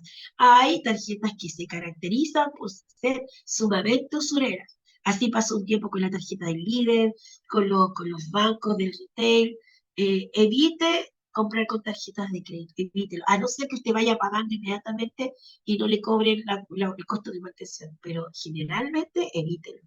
Evite comprar impulsivamente. ¿Cuánta gente compró en el Cyber Day de la pandemia máquinas de ejercicio y ahora las tiene para colgar la ropa? ¿Cuántas cosas tiene usted en su casa que nunca la ha ocupado? De estas sacas jugo eléctrico, sangucheras, tostadoras que nunca las ha ocupado y que yo creo que no las va a ocupar. Entonces, ¿qué tenemos que hacer aquí? Vamos, evitemos comprar compulsivamente. Y aquí yo le agregaría al lado, reciclemos. La primera vez que la Paz Espinosa, mi hija, entró al colegio, gasté como 80.000 pesos en solo los útiles escolares. No estaba estudiando arquitectura, estaba así recién en medio mayor. Que la goma con brillito, que las témperas metálicas, que las témperas pasteles, que lápiz pastel, que lápiz de cera. Hermanos queridos, fue un derroche de plata. 8 de stick fix, 4 cajas de plasticina de 12. Todos te lo piden y uno lo mata. ¿Por qué? Porque como entra, y yo estaba chocha, que mi hija va a entrar y todo. Gasté cualquier cantidad de plata en los uniformes. 2 buzos, 4 poleras, 2 delantales, 2 abrigos. Pero no me di cuenta que la pasita iba creciendo. Y a mitad de año ya las cosas no le quedaban buenas. Y no todo lo que me pidieron lo ocuparon. Entonces, ¿qué hice el segundo año? Reciclé. Reciclé todo lo que tenía y creo que tengo que haber gastado como 39.000 pesos en todo lo que reciclé el segundo año. Este año que está en cuarto básico no gasté nada. ¿Y sabe por qué? Porque tenía reciclado todo lo que venía de medio mayor, de primer año básico, de segundo año básico, porque me tocó la pandemia. Y todo lo reciclé, entonces no gasté nada este año, porque todo lo tenía plasticina y no estaban vencidas. Y lo otro es que nos pasó en la pandemia, como entró a un colegio nuevo, por eso no hagan, no cometan los errores que nosotros cometemos. Entró a un colegio nuevo, y nosotros fuimos a hacerle el uniforme, la falda, la polera. Mi esposo me dijo, eso me pasó a mí por no escuchar a mi esposo. Mi esposo me dijo, Anita, no te apures, cómprale solo el buzo, no le compres toda la ropa. No, es que ella va a ir al colegio, bla, bla, bla. 4 poleras, 2 faldas, 2 delantales, zapatos, zapatillas, abrigo. Fue una semana de clase. Y de ahí todo chandel en pantuflé, porque nunca ocupó el uniforme, porque el segundo año tampoco tuvimos en pandemia. Entonces, hemos aprendido de los errores. No debemos comprar impulsivamente. Debemos ser sabios, cautelosos, cuidadosos cuando hacemos una compra. pagar las deudas a tiempo, porque las deudas cuando no se pagan a tiempo generan intereses. Y esto nos va a hacer que al final terminemos abonando a los intereses y no a la deuda propiamente tal. Aprenda a vivir con contentamiento. Este Filipenses que ya lo leímos, he aprendido a vivir en todo. Conozco a un joven de la iglesia que tenía una deuda de cerca de 11 millones de pesos. Las pagó y, ¿sabe? Se demoró, pero él no se compraba un chicle si tenía que abonar a la deuda. No compraba una bebida porque sabía que tenía que pagar la deuda. Se demoró, pero logró pagar la deuda de los 11 millones de pesos con perseverancia. Y aprendió a vivir contento. Le decía, no tomo bebida, tomo agua. Bajó de peso porque ya no podía tomar el colectivo de acercamiento, tenía que caminar. Pero, ¿sabe? Y uno diría, pero se le gastaron los zapatos, se le gastaron esto, otro. Pero el ahorro que fue teniendo le permitió pagar las deudas y salir de las deudas. Pero hay gente que ve las deudas y dice, estoy endeudado, tengo tantas deudas. Y parece que se ven bonitas, sí, tengo tantas deudas. No he actualizado las deudas. No he hecho convenios de pago, no he analizado la situación, si estoy en condiciones de poder repartir la deuda, no he visto un abogado que vea el tema de las deudas. Entonces las deudas siguen creciendo, Yo las contemplo desde este otro lado, pero tarde o temprano las deudas me van a pasar la cuenta. No sirvas de fiador o aval. Danielita, ¿puedes buscar por favor Proverbios 22-26? Hermano Olguita, ¿puede buscar por favor Hebreos 13:5? Pastor, ¿puede buscar esa cita? ¿Dónde están? En Eclesiastés 5:10, por favor.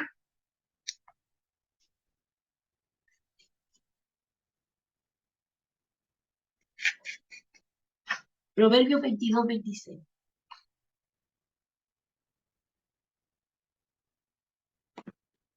Amén.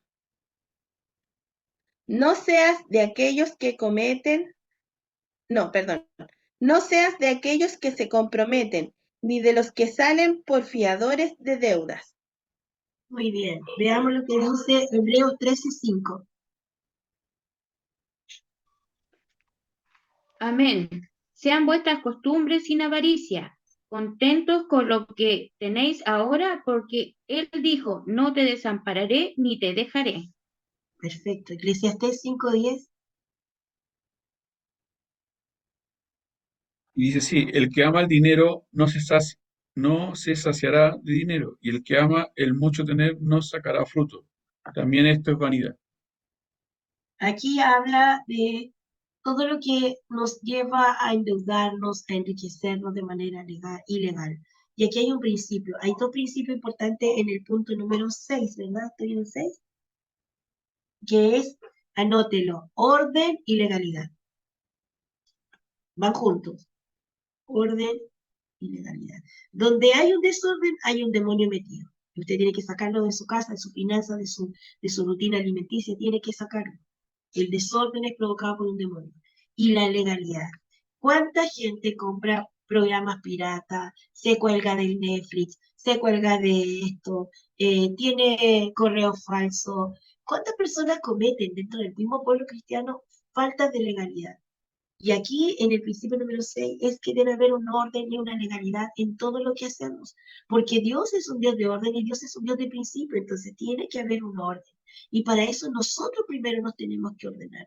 No podemos pedirle a otros que hagan lo que nosotros no hemos logrado hacer con nosotros mismos. Ordenar nuestro tiempo, ordenar nuestra prioridad, ya voy a avanzar. Y la legalidad. No compre cosas piratas. Si le venden cosas por el mercado negro, no las compre, porque detrás de todo eso hay demoniología, detrás de todo eso hay falta a la verdad, porque se evaden impuestos, porque se evaden pagos que se tienen que realizar, las cosas se compran de mala manera. No caiga en eso. Aquí para el estallido social tengo mucha gente trayéndome mercadería que venía toda negra y ahumada del supermercado que saquearon en Lo Blanco. Y aunque yo de verdad que en ese momento quise recibirla porque me hacía falta, le dije que no, porque no iba a traer eso a mi casa. Le dije que no, porque eso era producto de un saqueo. Y yo podría disfrutar de algo que fuera de robo. Mucha gente que dice, no, si es una bendición que mi hijo me trajo, pero una bendición. O el hijo se la trajo por el mercado negro, el hijo lo contrataron por ahí para hacer un trabajito. Aquí había unos papás que salían a mechar las tiendas del 31 y venía acá y le decía, Oiga, hermanito, al hermanito cuando era guardia, hermanito, ore para que me vaya bien en mi trabajo, para que Dios me bendiga. Y le dije, Mario, ¿cómo puedo estar orando para que le vaya bien en el robo de la moral? Dijo, así es, porque la gente busca y cree, no, si es una bendición, pero ¿de dónde viene esa bendición? Ahora, si usted sabe de dónde viene, no. La legalidad es importante, los programas, las cosas que descargo, todo debe ser de manera legal. Vamos con el siguiente. Planificación, presupuesto. ¿Leyeron todos? Todos leyeron, ¿verdad? ¿O alguien quiere decir leer? Sí. Planificación. La planificación es un arte, y en este arte yo me siento y hago un presupuesto. No bote la comida, haga si usted está, suponiendo que está en el límite de la deuda, haga la comida justa. No, eh, no pierda comida, no pierda agua, no pierda luz, ahorre. Tengo que clasificar las deudas pendientes y las cuentas vencidas. ¿Qué son las deudas? Las deudas las que tengo con los bancos, las deudas que tengo, por ejemplo, con alguna casa, con alguien que yo pedí algún préstamo, pero hay cuentas que son vencidas y las cuentas, corazón, tienen la prioridad. Cuenta del agua, la luz, el gas. La cuenta del internet es necesaria, importante, pero realmente no es tan fundamental como que la cuenta del agua esté pagada. Por eso, si no tengo para pagar el agua, puedo ir a hacer un convenio, puedo preguntar, puedo ahorrar, puedo limitar un poco el consumo, pero yo tengo que ponerme en un plan de ahorro. ¿Para qué? Se necesitará para pagar las deudas pendientes y las cuentas vencidas. Porque, ¿qué pago? ¿La cuenta o la deuda? No, pues evidentemente la cuenta. La prioridad tienen los consumos básicos. Eso siempre es más importante que cualquier otra cosa. ¿Se requiere de mayor ingreso? No. Porque las personas que gastan todo lo que tienen, si reciben más plata, van a gastar más todavía de lo que consumen. Nosotros teníamos una pastora que militaba con nosotros y ella un día, como entre hablando de todo, así como delirio de grandeza, dice, no, es que yo para vivir necesitamos mínimo 1.800.000. Y nos quedamos con Leyené mirando así como, ¿cómo? Porque los estándares de vida de ellos eran muy altos. Entonces yo tengo que tener una libertad financiera y para eso yo tengo que ir pagando. Salgo con una deuda primero y salgo la deuda, luego sigo con la otra. Si yo veo que soy peligrosa con las tarjetas, la cierro. Pero es muy importante que yo tengo que hacer una lista de las cuentas que tengo vencidas, de las deudas pendientes. Hay deudas pendientes, por ejemplo, que las voy a tener que pagar, como el arriendo, o por ejemplo el gasto común, o dividendos. Son deudas que uno va asumiendo, el pago de un furgón escolar. Entonces yo tengo que ir optimizando los recursos, viendo qué es mejor. Hay gente que dice, no, es que yo no pago el furgón porque me sale más barato ir en auto. ¿Pero realmente le sale más barato en auto? No, me sale más barato ir en micro. Realmente me sale más barato en micro. O sea, sentado a medir cuánto gasta, cuánto aquí, cuánto allá. Entonces, tengo que hacer una lista de las cosas que tengo pendientes. Decido qué pago debo hacer a cada acreedor, pero yo decido pagar. Lo primero es cuando no lo voy a pagar, no es una mala política. Yo tengo que pagar lo que debo, toma chocolate, paga lo que debes. Yo tengo que decidir pagar, pero tengo que tomar una buena decisión. ¿Qué pago primero? Para eso ejecuto un plan de pagos. Y el plan de pago está sostenido en una promesa. Cumple tu palabra. De aquí al lunes le pago. Pasaron 2 meses. Mi papá quebró con una masandería que tenía aquí cerca, porque las hermanas iban a comprarle el pan y le decían, hermanito, el 25 le pago. Ya, ese es mi papá. Hermanito, el 19 le pago. Y así iban sacando el pan, y de repente yo veía que no teníamos capital porque las deudas, y cuando se pagaban, no le iban a pagar a mi papá, iban a comprar pan a la otra panadería, porque el de mi papá era pasadería. Cuando la hermana Ollita estaba vendiendo pan, no saben cuánto yo la entendía, porque es muy, muy sufrido, muy sufrido. Y mi papá se vino abajo con el negocio, gracias a todas las hermanas que le decían, hermanito, de tal parte le pago. Si tú vas a asumir un plan de pago, cumple tu palabra. Lo segundo, persevera en tu plan de pago. Va a haber una tentación a querer salirse, pero diga, no, tenemos que seguir. Vamos a comer más verdura, vamos a comer más fruta, vamos a tomar más agua, vamos a evitar esto, pero no desista. Es como si alguien le dice, ¿sabe qué? Si usted sigue comiendo chocolate, se muere. ¿Usted va a seguir comiendo chocolate? No, pues, ¿verdad? Tiene que tomar una decisión. Entonces, eso es importante. Y aquí en la planificación tenemos que hacer un presupuesto. Siguiente página. Principio número 7. Organiza tus prioridades. Vivimos que el proceso 6 era orden y legalidad. Y estamos en el 7. Prioridades. ¿Qué es prioritario para mí? Tengo que clasificar lo urgente, lo necesario y lo importante. Hay situaciones que se generan en la casa y que demandan un costo por urgencia. Y eso no está presupuestado. Entonces, eso es urgente. Tengo que clasificar lo que es urgente. Pero también tengo que clasificar las cosas que son necesarias de aquellas que son importantes, porque yo no me imagino que usted haga cosas que no sean importantes, pero tengo que distinguir entre las cosas que son necesarias e importantes. Una familia muy querida de aquí, la señora, la hermana, iba a lavar la ropa a donde su suegro. Se iba de torre en torre a lavar la ropa y en la noche venía con todo el canasto con ropa. Y yo le dije, hermana, ¿no tiene lavadora? Me dijo, no. Y con la Janet, Janet, ¿sabes que podríamos regalarle una lavadora a esta hermana, juntar los recursos, los amiguitos de Jesús? Y el chico tiene un finiquito, le pagan mucha plata y lo primero que se compra un auto y un tremendo equipo. Y no compró la lavadora. Tengo que ver qué es importante, qué es necesario, qué es urgente. Hay gente que le ha dado prioridad a lo importante, pero se ha olvidado de lo necesario. Yo tengo que saber priorizar. Lo urgente, tengo que hacerlo ahora sí o sí. Por ejemplo, que se me echó a perder el calefón, que se me lo cubre su sangre, que no se echa a perder. Pero se echa a perder el calefón. Es algo urgente, necesito el calefón sí o sí. Pero tengo un gasto que, por ejemplo, es comprar una cama. ¿Es necesaria o es importante? Bueno, necesario realmente son los alimentos, tener los útiles de aseo, tener la casa con útiles, con mercadería. La prioridad de la cama puede venir después. Tengo que saber equilibrar lo urgente, lo necesario, lo importante. El punto 7 es prioridades. Tengo que tener inteligencia, sabiduría, conocimiento para saber priorizar. Mi prioridad número 1 es Dios. Mi prioridad número 2 es la familia. Y mi prioridad número 3 es la iglesia. Nadie compite por quitar o destronar, pero hay mucha gente que le da prioridad a la iglesia y descuida a su familia. Un pastor querido me dijo que ahora en la pandemia se sentó con su hijo y no tenía el tema de qué conversar. Porque cuando ellos llegaban de la universidad se sentaban y él iba con su esposa a los eventos, a las actividades, y no tenían vida de familia. Entonces, hay cosas que son necesarias, hay cosas que son importantes. Dios no va a querer jamás apartarme de la familia, por lo tanto, la familia es una institución dada por Él. Tengo que cuidar a mi familia. Pero hay gente que le da todo el énfasis a la familia, pasan metidos en los cumpleaños, no van a la iglesia porque están en el cumpleaños de él, es como pura vida social. Eso también está mal porque hay un desequilibrio.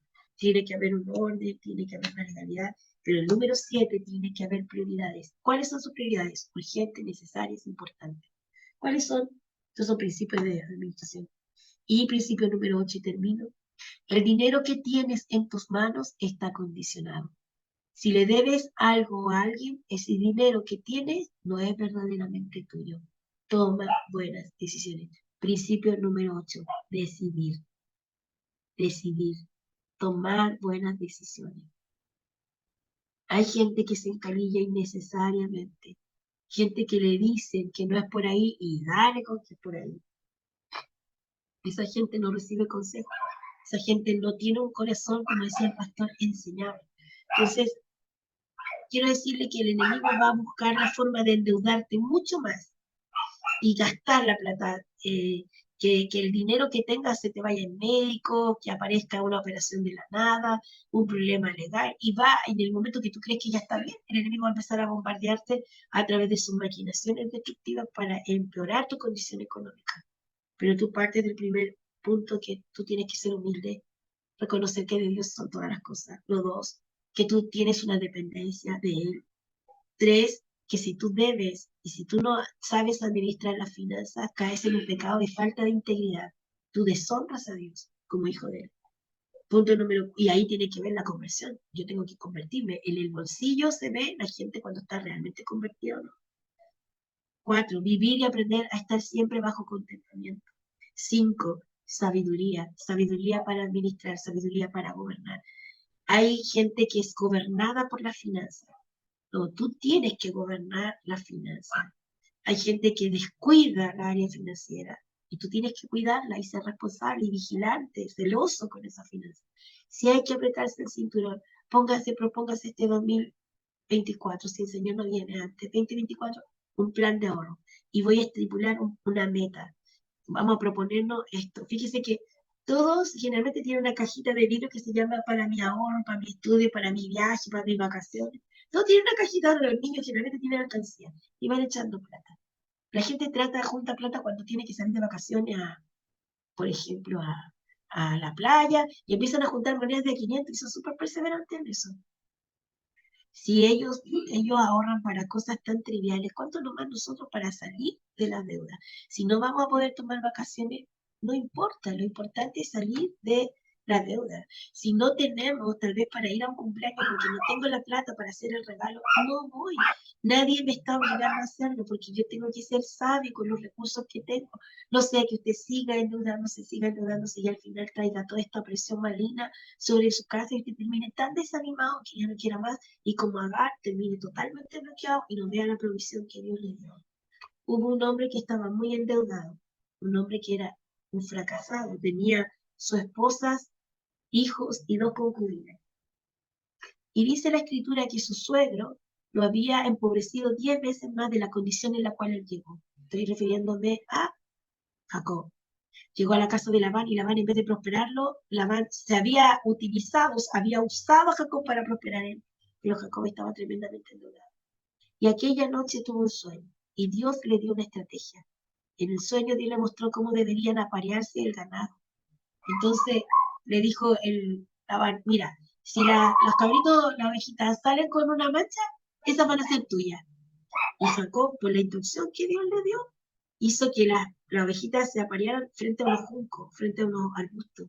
Y cuando se apareaban, las ovejitas salían manchadas y todas esas ovejitas empezaron a ser para él. Después, no, hagámoslo al revés. Pero seguía prosperando Jacob.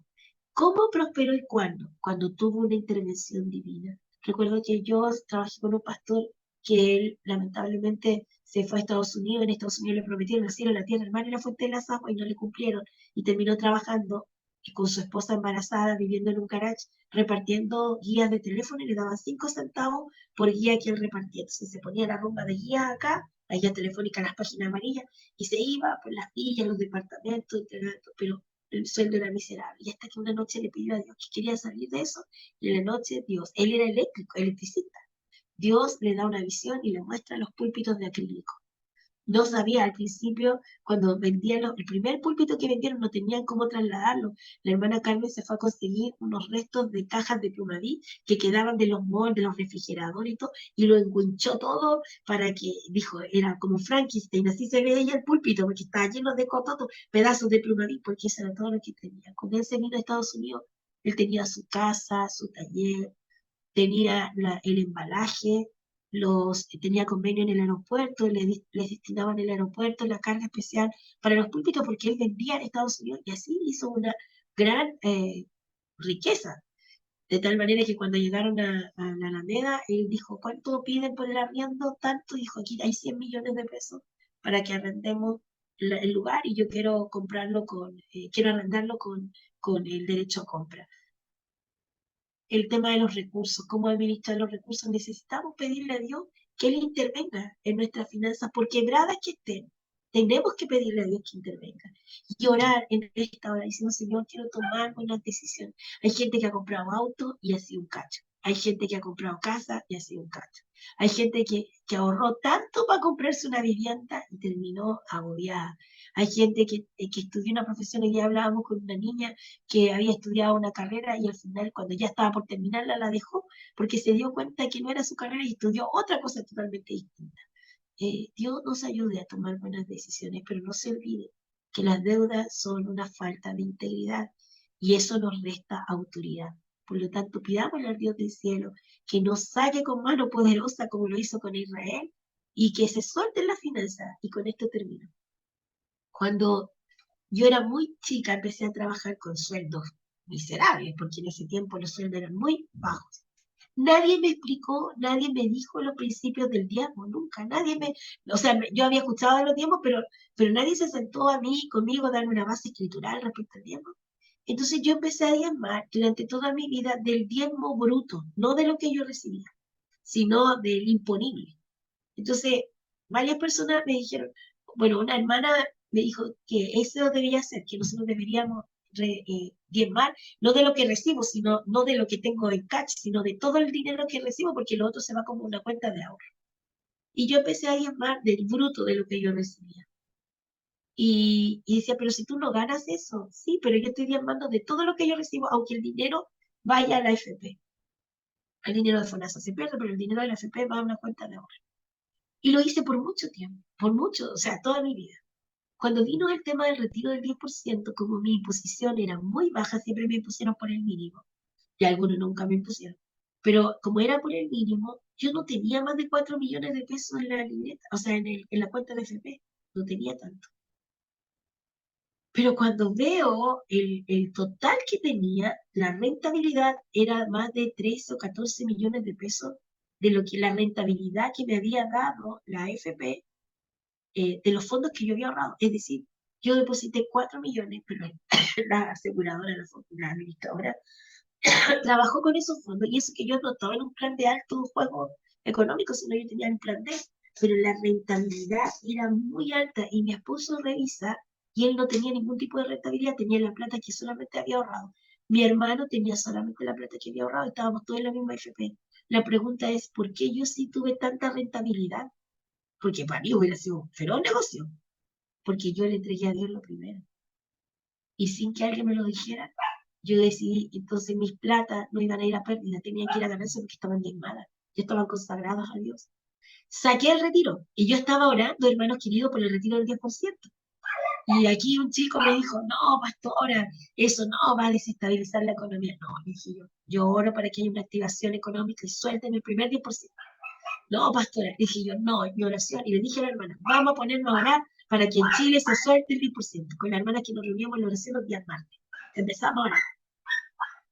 Y de pronto la hermana Jiménez, la hermana Karina, con la hermana Gary me dice, pastora, se promulgó una ley, van a otorgar el 10%. Y yo dije, gracias, Señor. Ahora oremos por una reactivación económica. Y luego dicen que este 10%, este retiro, realmente repercutió favorablemente en la economía y hubo una reactivación económica. Ya, yo saqué lo que me correspondía, el 10%. A los 2 o 3 meses, ¿no? Que vino el segundo retiro, y yo digo, tengo como menos plata, miro, y otra vez tenía ganancia. Como que yo no había sacado la plata. Y dije, entonces se equivocaron, o este informe antiguo. Fui, averigüé, ¿no? De nuevo me había dado rentabilidad, porque yo decidí en mi corazón darle a Dios lo primero. Yo no sé, no sabía economía, no tenía una carrera de ingeniería comercial, yo estudié administración, técnica no. Pero Dios se preocupó de mi finanza. Yo sé que todos tenemos deudas y en este día vamos a orar para que sean soltadas las finanzas y todo lo que Satanás tenga trabado, todo aquello que el enemigo, este Dios mamón, me tenga cercado y parece que no encuentro la salida. Hoy, como Agar, que mis ojos sean abiertos y vea la provisión que Dios me da. Tal vez va a ser la forma de emprender algo nuevo, de tener mi propio emprendimiento, como el David que empezó con su emprendimiento de pastelitos de la ligua. Todo podemos empezar con un pequeño emprendimiento, pero pídale la dirección a Dios y tome buenas decisiones. Amén. Vamos a orar al Señor. Espero que hoy día hayamos aprendido algo. Muy importante, la humildad, la dependencia, la conversión, el contentamiento, la sabiduría, el orden, la legalidad, la prioridad y el último principio era toma buenas decisiones. En aquellas prioridades, toma buenas decisiones. Vamos a orar. Padre eterno y Dios todopoderoso, en el nombre de Jesús, voy ante tu divina presencia, Señor, presentando nuestras vidas delante de ti. Usted sabe, Señor, que hemos sido negligentes y malos administradores de lo que usted ha puesto en nuestras manos. Y por eso se han generado ciertas necesidades que nosotros no hemos podido cubrir. Y de pronto hemos tenido que pedir un SOS, Señor. También muchos matrimonios, Padre del Cielo, han terminado por el tema de las finanzas. Muchas familias se han quebrado, Señor, por temas financieros. Lo vemos con el tema de las herencias, Padre, como hermanos, Señor, familias se pelean.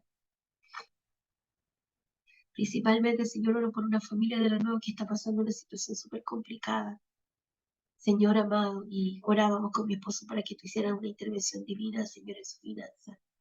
Y tal vez la clave de todo es no haber tomado buenas decisiones y no haberte dado a ti la prioridad en todo. Aunque sea poco, Señor, aunque sea poco. Yo te ruego, Padre del cielo, que tú hagas un milagro. Piense en todas las deudas que tenga, no me las diga a mí, dígasela al Señor. Señor, tengo deuda en el banco, tengo deuda, Señor, en la casa comercial, La Polar, Tricot, ITE, Falabella, Corona, ABCD, la tarjeta del líder, tengo deudas, Señor, con el banco Falabella, tengo deudas, Señor amado, hipotecarias, tengo deudas con el Señor amado, con los dividendos, tengo deudas en el colegio. Lo que usted vea, dígale al Señor, Señor, yo tengo estas deudas. Tengo deudas por servicios médicos, por prestaciones médicas. Tengo deudas, Señor, con tal vez con familia. No lo sé, Dios lo sabe todo. Yo te ruego, Padre, que coloques en el corazón de tus hijos diligencia, Señor, para atender con cuidado a su finanza. Que comience, Señor, un plan de ahorro en todos nosotros. No de derroche, tampoco de miseria, Señor, porque la miseria no tiene dominio ni memoria en nuestra casa. Yo te pido, Señor, que por amor de tu nombre, tú hagas un milagro, Señor, sobrenatural en la economía de cada uno de tus hijos. Por amor de tu nombre, yo te pido una intervención divina, así como lo hiciste, Señor, con Jacob, que lo sacaste de la pobreza, Padre. Así como levantaste, Señor amado, gente que estaba, Señor eterno, arruinada y los prosperaste. Así como hiciste que el estatero apareciera en el pez de lo que fue a rescatar al mar Pedro, Señor, para pagar los impuestos. Señor, hay pago de contribuciones, pago de dividendos. Señor, vienen las revisiones técnicas, en marzo, los permisos de circulación. Hay tanta demanda, Señor, yo te pido. Danos un corazón sabio, enséñanos y ayúdanos, Señor, a ser Padre del cielo, buenos administradores de lo que tenemos, a no salirnos de nuestro presupuesto, a planificar, Señor, a ahorrar también, porque tú bendices el ahorro, pero también, Señor, debemos tener, Señor, la claridad respecto a lo que es urgente, a lo que es necesario y a lo que es importante, porque ninguno de tus hijos va a derrochar los recursos en cosas que no sean estas tres: urgencia, Señor amado, necesarios e importantes. Yo te ruego, Señor, que nos ayudes a ser administradores efectivos, eficaces y eficientes. Efectivos, que llevemos a cabalidad lo que hemos propuesto, Señor, que no tan solo nos mantengamos en lo teórico, sino también en lo práctico. También te pedimos, Espíritu Santo, que nos ayudes a alcanzar metas, a cumplirlas, no es de como el que comienza, sino del que termina. Señor, y también ayúdanos, Padre, a optimizar los recursos con los cuales usted nos ha bendecido. En el nombre de Jesús le quitamos toda autoridad, todo espíritu ilegal. Señor, toda demonología que haya pactado nuestra tierra con esterilidad, con hechicería, con brujería. Todo aquello, Señor, que se haya levantado para empobrecernos, en el nombre de Jesús. Cubrimos las finanzas y los recursos de tus hijos contra toda estafa. Cubrimos su vestuario, su calzado, su tabla de amasar, la harina y el aceite. Permita, Señor, que no escasee. Oramos, Padre del cielo, para que venga, Señor, una provisión abundante en cada casa para enfrentar el periodo que viene. Porque tú has hablado a mi corazón y me has dicho que los 2 años que vienen no serán buenos en lo económico para el país. Pero yo te pido, Padre del cielo, que usted, que es un Dios real, sea propicio a nuestro clamor y provea en el hogar de cada uno de tus hijos. Enséñanos, Señor amado, como dice el Salmo de Moisés. Enséñanos a contar nuestros días, que traiga al corazón sabiduría. Gracias, Padre, por esta instancia. Gracias por enseñarnos, Padre, a administrar lo que tenemos, sea poco, sea mucho. Enséñanos, Señor, a multiplicarlo. Enséñanos la dependencia absoluta de ti. Enséñanos que las matemáticas de tu reino son contigo, Señor, siempre. Gracias, Rey de Gloria. En el nombre de Jesús. Amén y amén. Antes de entregarle a mi pastor para terminar, quiero decir algo. Hay una persona que me dijo un día que tenía mucha necesidad en su casa y tenía los diezmos. Y necesitaba comprar para su casa y después entregar los diezmos. Entonces, si otro pastor le hubiera hablado, le hubiera dicho: no, hermana, para Dios lo primero, los diezmos, no importa que su familia se muera de hambre, pero para Dios lo primero. Pero la palabra del Señor dice que por eso hay que mantener un equilibrio entre el conocimiento y la sabiduría. La palabra de Dios dice que el que no provee para su casa es peor que un incrédulo. ¿Por qué? Porque ha negado la fe. ¿Cuándo negamos la fe? Cuando desproveímos a nuestra casa, a nuestro hogar, cuando nos despreocupamos de nuestro hogar. Dice: el que no provee para su casa es peor que aquel que haya negado la fe, que peor que un incrédulo porque ha negado la fe. Qué increíble que la fe nos lleva a ser efectivos, eficientes y prácticos dentro de nuestra casa. Y el Espíritu Santo me dio una palabra en ese momento. Y yo no quiero que ustedes se tomen de esa palabra todo el tiempo. Pero ¿se acuerdan de lo que le dije? Lo importante, lo necesario, lo urgente. Lo urgente era comprar el gas, lo urgente era comprar comida, lo urgente era abastecer la casa. Era urgente. El Señor me dio la palabra cuando David va al templo a pedirle a los sacerdotes si pueden darle algo de comer, y el sacerdote le dice que no tiene nada, solo los panes que fueron dedicados a Dios, que los panes de la proposición, los que estudiaron con la Marjorie y Pentateuco, la mesa que estaba de oro, tenía 6 panes en una hilera, 6 panes en otra, y sobre esos panes incienso, y eso representaba la palabra, sobre las tribus, las promesas de Dios, y eso estaba en el templo, y le dijo, no, David, lo único que nos queda es el pan que fue dedicado, consagrado a Dios, y este pan es para los sacerdotes, no para ti. ¿Cómo te vamos a dar esto que es de Dios? Y David le dice, ¿sabe, sacerdote? ¿Sabe, somos sacerdote? Lo único que le puedo decir es que nosotros vamos a la batalla. Veníamos muertos de hambre. Hemos pasado muchas necesidades porque hemos peleado por nuestra nación. Pero mis hombres, por lo menos, no son sacerdotes, pero no han tocado mujer. Están, entre comillas, en santidad. Pero permítanles comer ese pan. Y el sacerdote no me convenció, dijo, bueno, por lo menos no tocaron mujer. Quiere decir que no tuvieron relaciones con su esposa porque andaban de campaña militar. Y les dio el pan. Y de verdad que ese pan que les dio a ellos, no es que David haya agravado la falta y haya profanado el templo, no. Pero Dios no levantó un rayo diciendo, David, ¿cómo se te ocurre estar tomando las cosas que no te pertenecen? Ojo, hay gente que vive ocupando los diezmos y todo el tiempo lo ocupan para esto, otro. No, los del Señor son del Señor. Pero hay casos, situaciones que son extremas y usted tiene que decidir entre lo urgente, lo necesario y lo importante. Si usted toma el diezmo y lo ocupa, usted lo puede restituir. Pero el hambre y el pan que necesitan sus hijos, porque los hijos suyos el día de mañana podrían blasfemar el nombre de Dios por no haber actuado usted sabiamente. ¿Cuántos padres debemos pedir perdón a nuestros hijos por las malas decisiones, por las embarradas que nos mandamos, que tomamos decisiones? Nosotros perdimos cualquier plata aquí por un pastor que nos estafó con la construcción. Y mi esposo un día, el Señor le dice, tienes que pedirle perdón a tu esposa y a tu hija. Estábamos en Puerto Vara. Y mi esposo dice, siento de parte de Dios que tengo que romper esto. Y sabe que fue una sanidad tan grande para nuestra familia. Cuidado con las decisiones que tomamos. Cuidado con lo que llevamos a nuestra familia a exponerla. Pero no debemos permitir que nuestra familia blasfeme el nombre del Señor por nuestras malas decisiones. Y si tomamos decisiones que han afectado a nuestro hogar, a nuestra familia, a nuestros hijos, pidamos perdón a Dios. Eso. Que el Señor les bendiga. Dios te bendiga, Manuelito lindo.